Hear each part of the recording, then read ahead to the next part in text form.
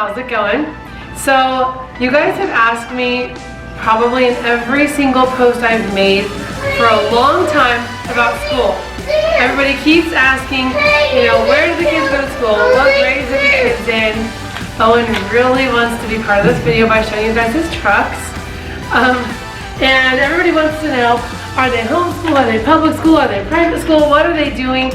And we've been pretty quiet about school. We used to kind of show school in our videos, but honestly we didn't show it that much. And then some of the schools didn't really want to be in the videos. Even if we didn't show the other kids, they just kind of wanted us not to show school, so we just kind of stopped. And it's been like that for like the last 4 or 5 years. So we have finally decided to start talking about school because we've had some really interesting experiences and they're worth sharing. So here we go. I just have to say, I went to public school as a kid and I thought it was great. You did the same. Yeah. And I think for most people, public school is a great option. So we've explored a lot of different educational options and we wanted to share with you guys some of the advantages as well as some of the challenges we've had with each option. Yeah. So we're going to start off with what our kids first did, which was public school. We've done a regular K-5 public school, we've done a K-6 public school, and we've also done a K-8 public school. And one of the favorite schools for me was the K-8 school. I thought that was a good school. I liked it because when we started going there, I was like, yes, my kids can go to this school for like ever. They can all be in the same school. This will be so great. And we liked it. We were that was when we were first starting our YouTube channel. So some kids did know our kids, but it wasn't like a big issue. I was able to go there.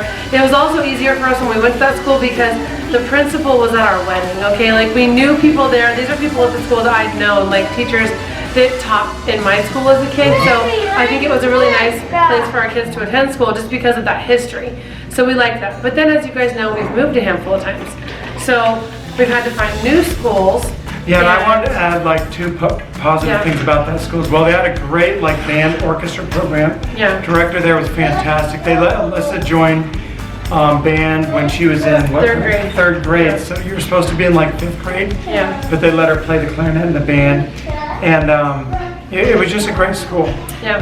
That school was great, although I do feel like some of the teachers didn't push the kids as hard enough. That's true. I feel like that too. The biggest clue for me was when Alyssa's teacher would say, oh no, she's fine. Oh yeah, let her go to bed. Oh, she didn't miss anything. And I'd be like, well, doesn't she have any work to make up? And he'd be like, oh no, she's so far ahead. There's nothing at all for her to do. And I was just thinking, oh gosh, she can't always miss class and be ahead of everybody else.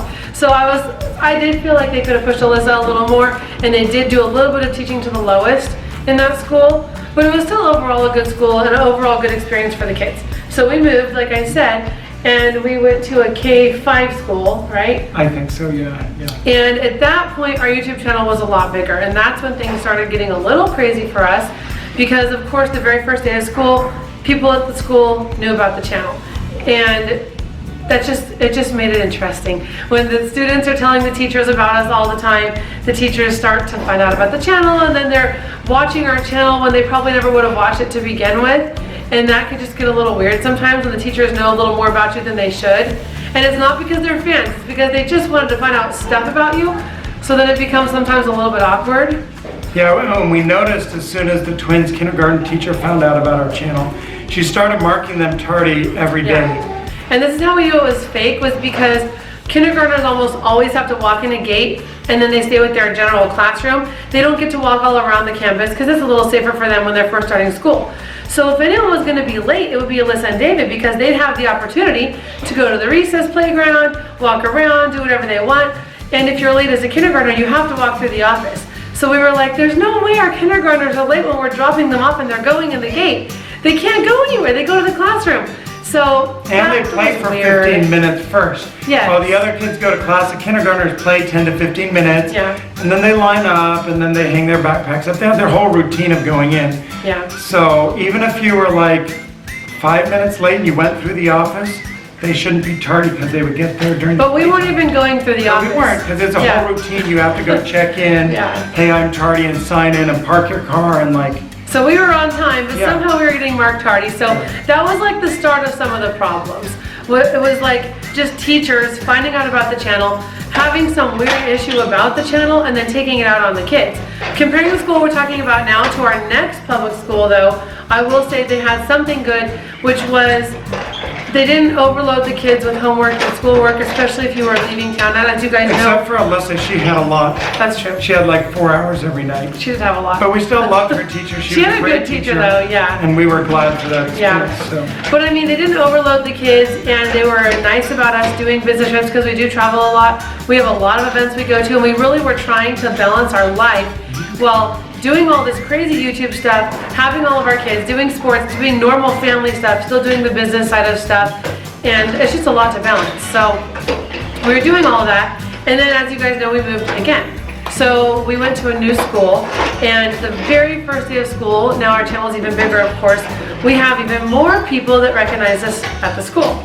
So I'll never forget, we were really busy running between the different classes on the first day of school, and one of my twins teachers, they had never met us before. So my mom, I think, had dropped him off on the first day of school, so I wanted to go meet her. So we set up a little meeting with the teacher just so we could be clear on our child and she could understand where he's coming from and all that kind of stuff. So I say to her, you know, we have a YouTube channel. It's got 4 million subscribers. It's kind of a big channel. At the time, that's what we have, was 4 million. And I said, but I want you to know, if we're gone and we can't do the homework, it's not that we're gonna try to get out of the homework, it's that we're gonna do it, but it might be a day late. But I just want you to know, we're never not gonna do the homework. And she's like, how many subscribers? And I said, we have 4 million. And she's like, that means nothing to me. And I was like, what? How do you respond to someone saying that means nothing to me? Now, granted, this lady had 4 kids.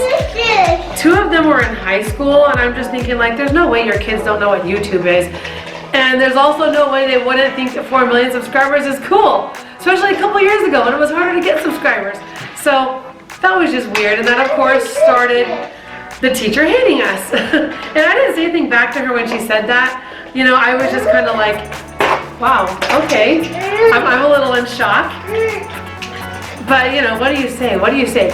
I don't think she would have said that to a doctor. Like, oh, you're a pediatrician? Wow, that means nothing to me, you know? Yeah, I mean, to insult someone's profession, like, I don't know. Yeah. Just a little disheartening, I guess. It was weird. So during that school year, Alyssa had a partnership with Justice, and we had to go to Ohio in October. So shortly after school started, we left for that, and we were gone for like a month. It was like 20-some days of school, something like that. So during that time that we were gone, we were given so much homework. It's actually unfathomable. I honestly can't even believe it to this day how much homework we got. And there's a video about it. Yes. And it's all true, the 500 pages of homework. Very and that true. was for Zach and Chris, they were in 1st grade. Yes. And they had 2 different teachers. One gave them over 500. The other teacher gave him over 400, which was funny because David and Alyssa's teacher gave him about 150 pages, which was maybe doable. Yeah. I mean, still a lot more than the other school had given us when we missed them all. Yeah. And also, if you think about it though, at the amount of work they gave us, we calculated that it was over 25 pages of work per day. And all I was thinking when I saw this work was, if you're wanting me to do this, where is the work, the equivalent work that you're doing? Like, where are these 25 pages per day that you're currently doing? Because you're totally not. Yeah, because we were volunteering in the classroom, stapling pages and packets for the teachers. Yeah. So we saw the work coming home. Yeah. We saw the work in the classroom, and it was not anywhere near that. Yeah. So that was like the start of the nightmare at that public school, where we were just like, this is crazy. So okay, the math pages. I want to tell you guys about the math pages. So as you guys know, we measured and like weighed the work. It was over 30 pounds of paper and books. I mean, they gave us a whole ream of paper because they actually wanted us to write on every single page. And I just want you guys to remember, 6 years old. 6-year-old boys, they're not gonna write paragraphs. But these teachers were asking us to summarize books and like a lot of work. It was a lot of extra busy work that the regular classroom kids weren't doing. And so, I mean, it was overwhelming to say the least. How I got the twins to do the work was I actually put them against each other and I had them racing. And I was like, come on, come on, come on, Zach's beating you, come on, Chris is beating you. And I kept trying to tell them the other one was beating the other one to get them to work as fast as possible, because getting that much work done when we were also working, and then I was also early pregnant with Owen at that time, so I got sick on the trip. I was so exhausted from working for the channel, doing the work of the homework, and you know, everything. My body couldn't take it. So the pages of math they gave us, they weren't just a regular 8.5 by 11 page, they were actually the extra wide pages, and they were printed on front and back. So, I mean, when it was like 100 or 200 pages of math, it was like front and back extra big. I mean, it was above and beyond like normal. I mean, we never even got those kind of pages home from the teacher. That wasn't even what we normally did. This was just like extra, like let's give them as much as we can because we're mad at them. And then the like reading and writing assignments looked similar to what we had been receiving, but then they tacked on extra, so. Yeah, it was like, not only are you gonna read the little book we sent home, but we want you to summarize it, we want you to write some sentences, we want you to color a picture. It was just a bunch of extra stuff. And then one of the things they had to do was like, they had to write their phone number like 150 copies, which is, that's ridiculous. They had to write their birthday, they had to write their name, like things that I felt were just like a complete waste of our time. They had to just write. It was crazy. So anyway, that was that. So when we come back from this, we get a notice from the teachers. They fill out the report card for the kids, and they start calling our business trip a long vacation, which I thought was super insulting because it was not a vacation, it was work. We were working and it was a lot of work. Yeah, both teachers had written that, so it was very obviously they'd spoken to each other. The first one actually scribbled it out. Oh yeah. She'd written like trip, and then she like wrote long vacation too. Oh, yeah. And we were like, oh, okay, you guys collaborated. All right. They said their attitude towards learning has changed, and I'm thinking, this is a 6-year-old and he's gone a month. Yeah. I mean, what do you mean his attitude towards learning? All of my kids have loved school, especially first graders. Most first graders don't not want to go to school. I would say most kindergarten, first, second, like little kids love going to school. And my boys are no different. They love going to school. I mean, Chris actually loved his teacher, and unfortunately, she told me privately that she was influenced by the other teacher. And Chris's teacher was the new teacher on campus, and she didn't want to make waves. And that's why she changed Chris's stuff to match what Zach's teacher had written, because she just didn't want to like look bad, I guess, and she didn't want to, I don't know, not be liked by the other teachers. And she had given a higher score for all the completed work that she graded, but after she spoke to the other one, she'd scratched it out and cut the score like into a third. Yeah. So the amount of credit he got went from here down to here after she spoke. But I think it's because they had to match each other. Yeah, and she made it one like day different in terms of points, so it didn't look like she was copying the other teacher. Yeah. But that was the other thing that made me really mad, was when we got back and did all this work. I mean, I'm telling you guys, it was so stressful for me trying to do all this work. I was like, it was one of the worst months of my life, honestly, trying to do this much homework. It really felt impossible to get my kids to work that much every day. And so we gave the work to the teacher, and she had the gall to give us 3 days of credit and basically try to tell us that we were like flunking out of first grade and all this stuff. Now, after all this happens, then we find out from our kids, oh, I've been sitting during class because I'm ahead. And I'm like, your teacher just said you're flunking out of first grade because you didn't finish all your work, but yet you're telling me that you're ahead of the class and you're sitting out during math. This doesn't add up. So. And the other teacher had given 9 days of credit, and then she cut it down to 4. Yeah. So it was like 3, and the other gave 4. But Alyssa and David, 100% credit. 100%, yeah. Funny thing. And you know, actually about that, Alyssa actually didn't even complete all of her work. Because she had a lot also, and she just couldn't quite get it all done. So she might have left a small portion of it undone. I forget how much she didn't do. I just know she didn't do all of it. Her teacher gave her 100% credit. So it's just kind of interesting how different teachers treat your kids, especially in one family, how they'll be treating kids very differently. So fast forward a little more, there were some weird things at that school with fans. I tried to help in the class, and I couldn't really help in the classroom because when I would go in there, the kids would be watching me and they'd just be talking about our channel the whole time, and it made it distracting, so we kind of stopped helping. But towards the end of the first semester of school there, I remember I went into the class and it was Chris's turn to be special student. So speaking of special student, we have to go back. Oh, We will go back in a minute, but he had his name right in the middle of a circle, and his name was there, and then you draw little lines and you say what you like about that bubble kid. map kind of Yeah, and the first thing someone said was famous, and the teacher writes famous, and then some other kid says he makes good videos, so she writes he makes good videos, and the kids go on, and all they're saying is things about his YouTube channel, and I'm sitting there like, come on, can't we just talk about his personality? Like, can't we say he's a good friend, he's a good helper, he's, you know, smart, like, and she wasn't redirecting the kids, and I was just thinking, this is really not working, like, this is not good. So, moving back now to kindergarten, I do have to say one of the negative things from the school, even though we actually liked the school down there for the most part, was the same teacher though, the kindergarten teacher. There was about 20 kids in the class. And for some strange reason, she decided that our twins should share special students of the week. It was, of course, after we were out of town, so she was mad. So she made Chris and Zach share being special student.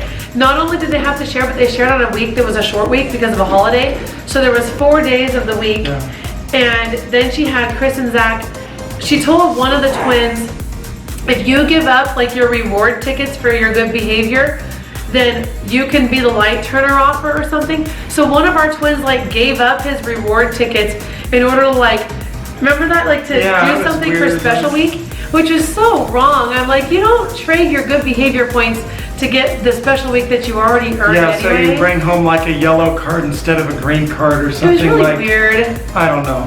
And the twins obviously weren't happy about it because they didn't both get to have their time. Because like you guys know, when you're in kindergarten and you get to like turn off the lights and move the calendar, it's a big deal. Oh, yeah. So I was upset because we knew how many kids were in the class and we knew how many weeks were in the school year. 36 weeks of school. Yeah, there was no reason that all 20 kids couldn't have their own week.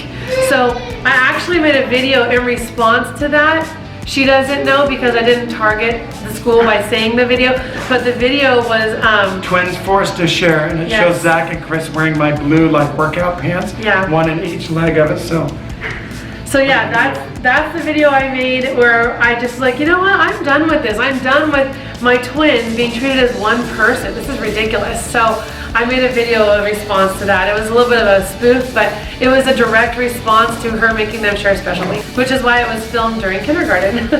So now this, moving forward again to first grade for the twins, we had a lot of problems with fans in the school. We had a fan that was like following us home from school. And then we had this fan trying to kiss one of the boys. And of course the kid got in trouble, you know, but it's still awkward and uncomfortable for my kid to have kids trying to walk up and kiss him on his face and things like that. And then we had a kid that was jumping on the twins' brand new boots that they'd gotten while we were out of town on that trip we had gone on. And one of the twins came back into the classroom after this kid. They were kind of pushing and shoving. I think they were having fun because they were kind of friends with the kid, but the kid was stomping on their boots and wouldn't stop. And so Zach came back in the classroom and he used his pencil and poked a hole in this kid's ball. And I was just like, you know what? This is crazy. So the principal, of course, calls us in and she goes, well, you need to buy this kid a new ball. And I said, I'll buy him a ball as soon as he buys my kid a pair of boots.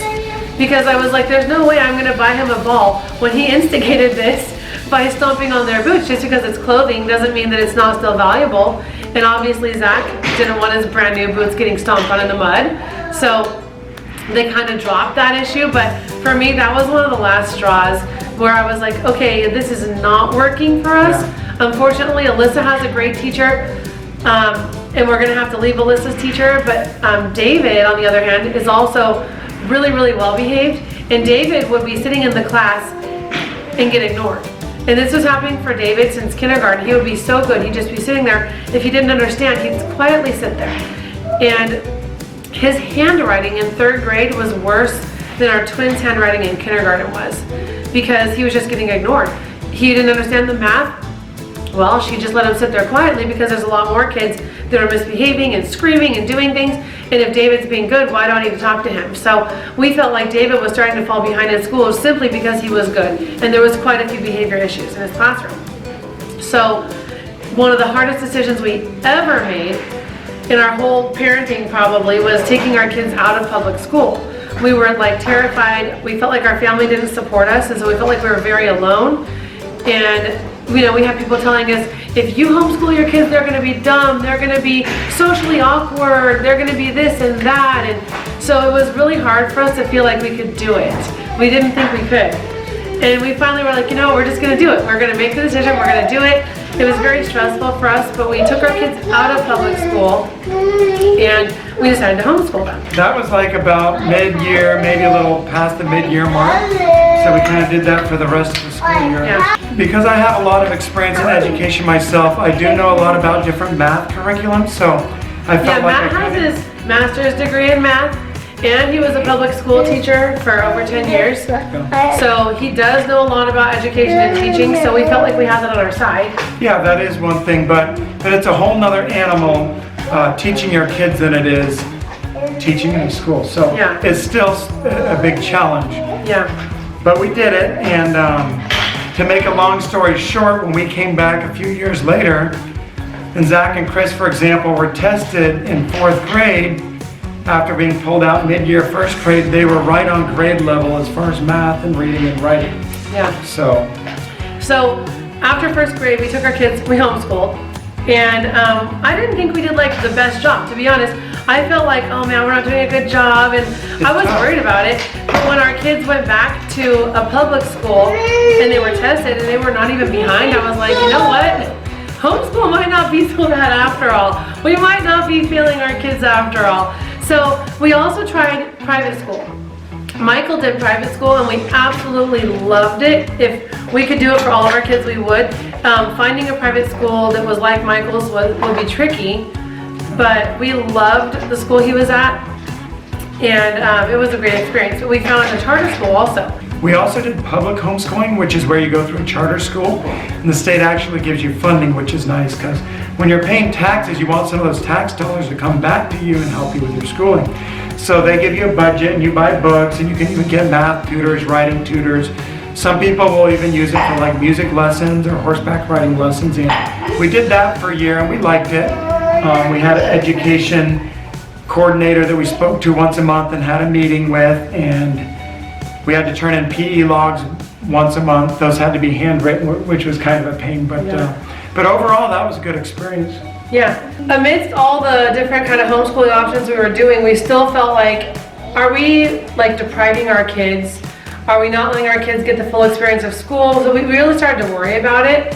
And so in the last year, I told Matt, let's just look for something. Let's see what else we can do. Like maybe there's a private school or a charter school. Maybe there's something we can do. So Matt found this charter school, and we toured a lot of schools in the last year.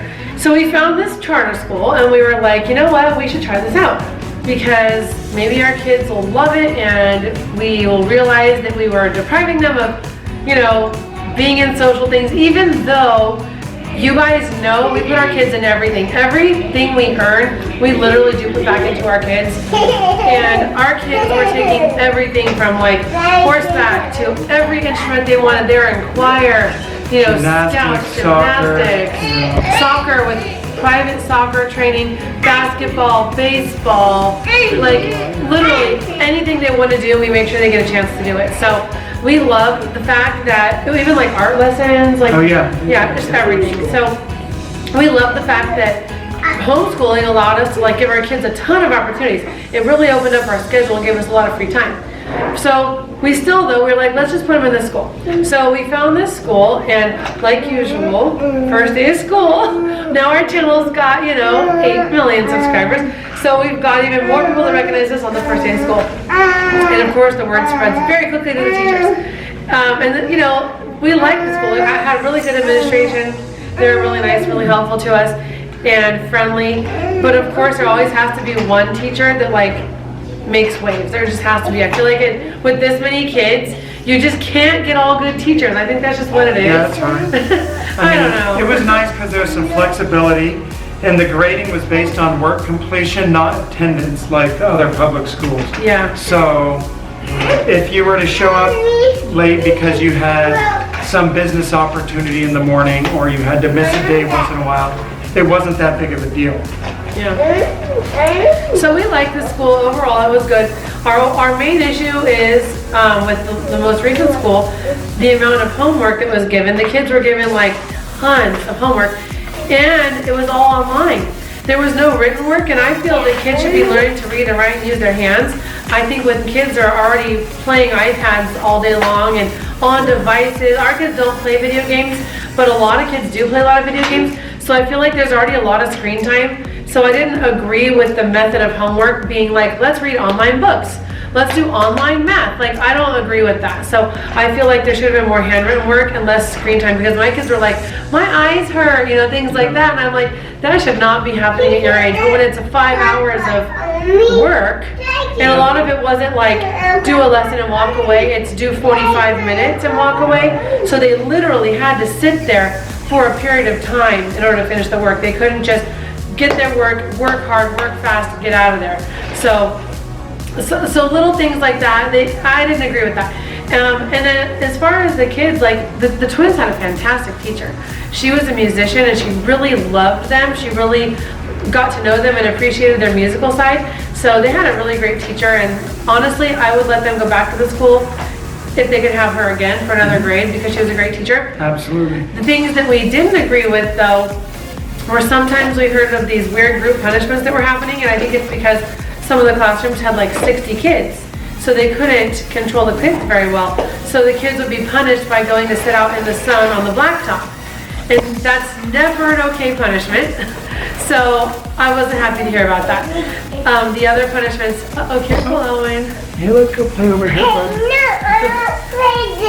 Owen's like, what's this camera? The other thing that we had an issue with was the use of whistles indoors to control the students. So, I mean, I pretty much said what it is, but basically... It's not good for your hearing. No, Chris came home one day and he's like, my ears are really hurting, and I'm like, why? And he said, well, this teacher blew a whistle at a kid who was sitting 2 students away from me really loud, and it hurt my ears. And I was like, that's not okay. Like, that's actually really dangerous. Yeah. So...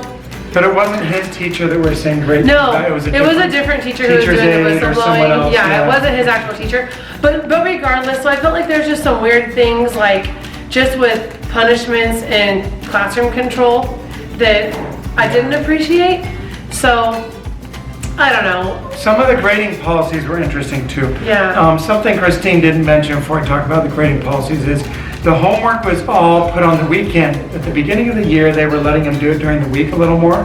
But then since they put everyone's homework on the weekend, it's just too much. Our kids have soccer games, we have church, we have things going on the weekend. Yeah. So to have the kids doing this much homework, a week's worth of homework all over the weekend, it just became too much. Yeah. And the grading policy I was going to mention, and the different teachers had different grading policies, and one of them though had a policy where you could turn things in late, which was great, up to like 3 weeks late. There was a date set forth. If all your work was done and you turned it in by that date, you got full credit.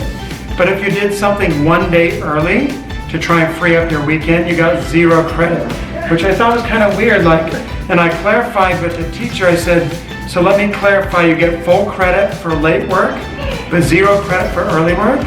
Because Michael had done a bunch of reading and tried to get ahead. Michael was like really excited because the kids would literally fight over the computer because we only have one PC in the house.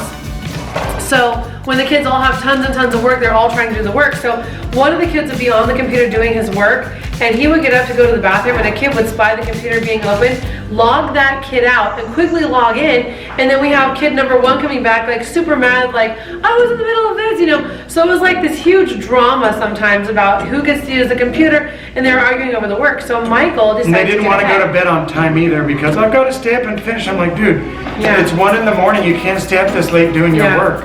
So Michael did his work a couple days early, and we get this email from the teacher. I thought it was going to be a nice email because it starts off with like, I'm so glad Michael loves the reading program. And I was like, yeah, me too. He's doing a great job. That's what I'm thinking in my head. And it's like, however, he's not going to get any credit for any of the work he did this week because he did it early. And I'm like, is this a joke? Like, he did his work 2 or 3 days early and you're going to say he doesn't get credit?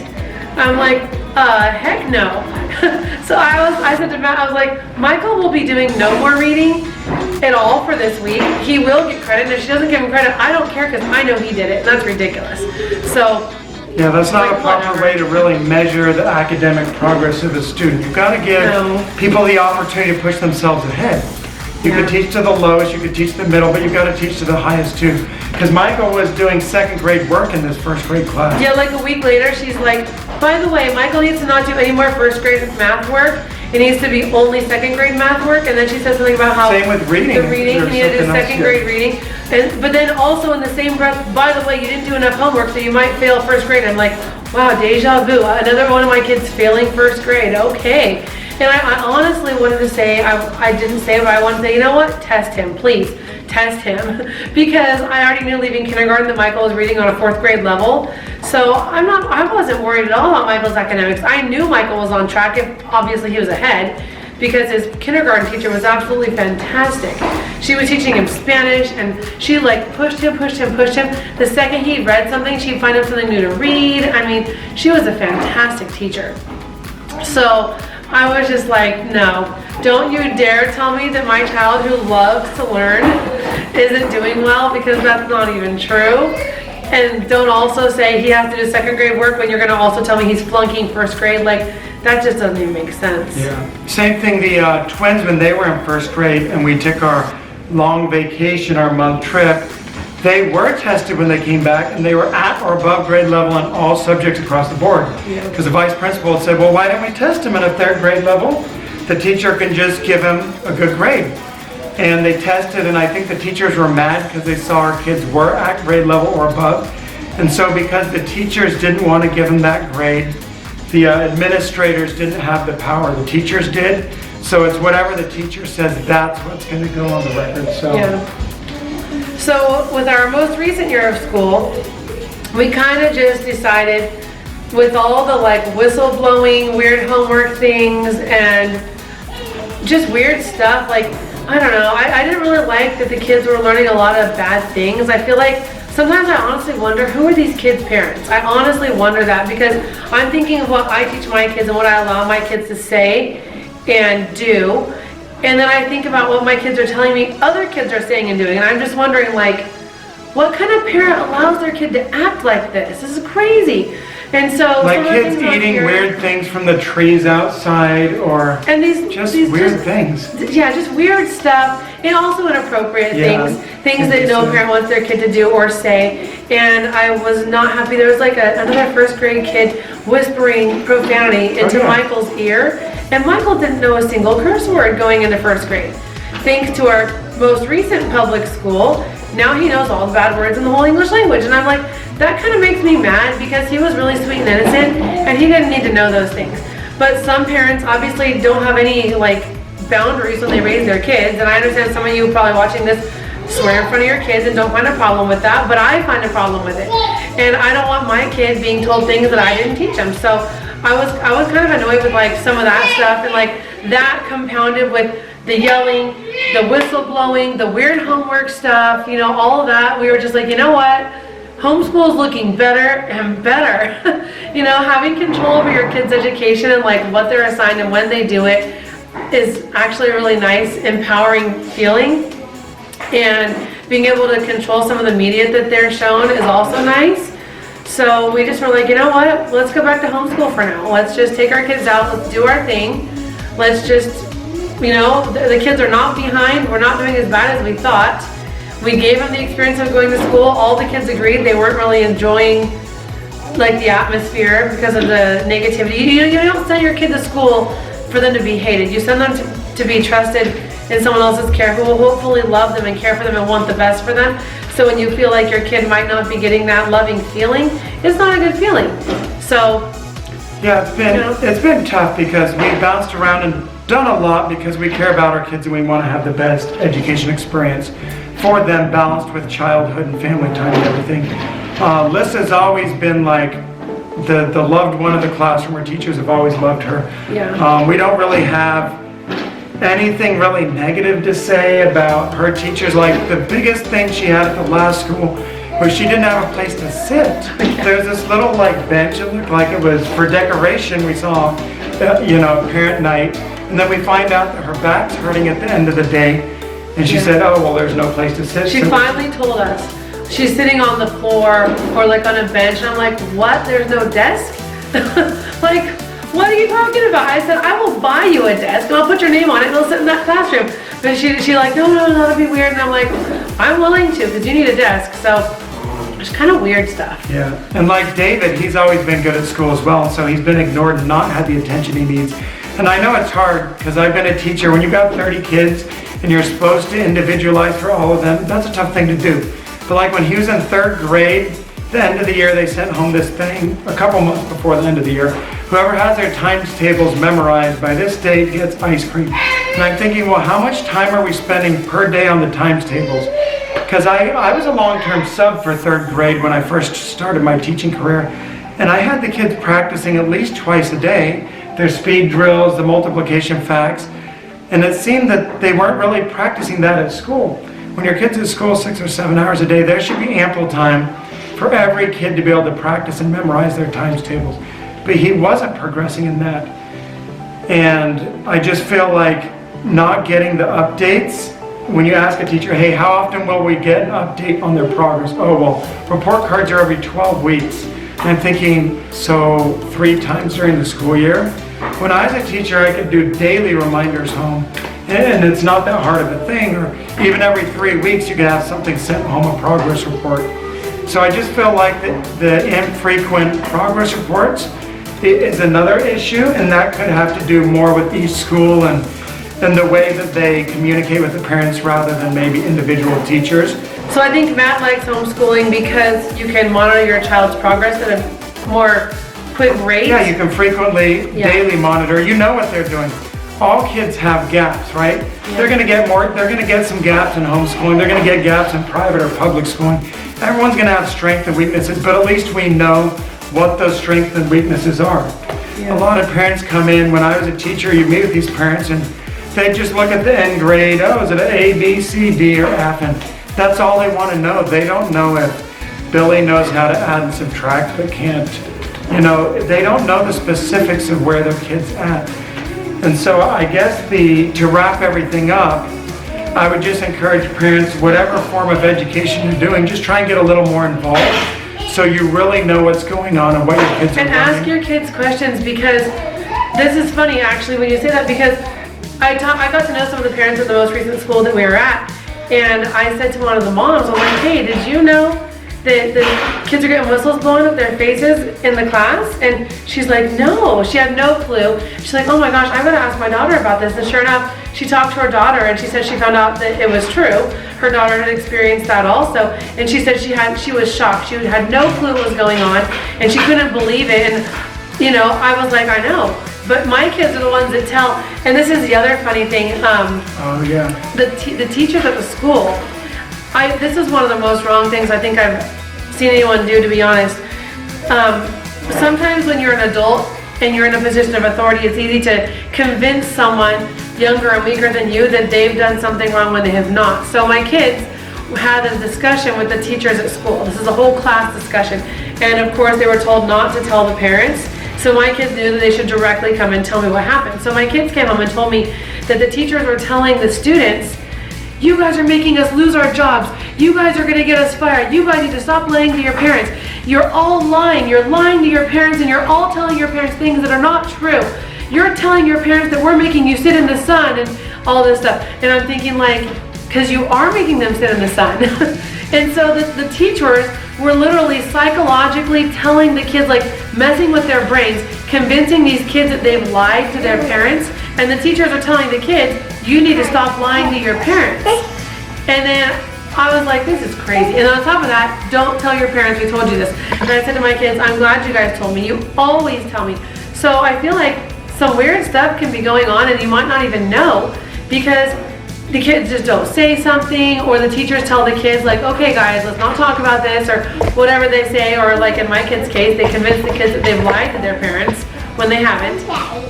So yeah, when I took teacher training, they discussed that when you abuse your position, they call it like psychological abuse or something like that. Yeah. I don't know. I just think there's got to be better ways for them to deal with it. Weird. Yeah, I mean, You've got to be able to control your class. If you have so many kids in the class that you really can't control it, there's got to be a better way than some of the methods that were being used at our kids' most recent school. So I feel like we've come to the conclusion that we've tried a lot of things. We've literally tried different kinds of public schools, being like a K-5, a K-8. We've tried charter schools, we've tried different kind of homeschools, we've done a private school.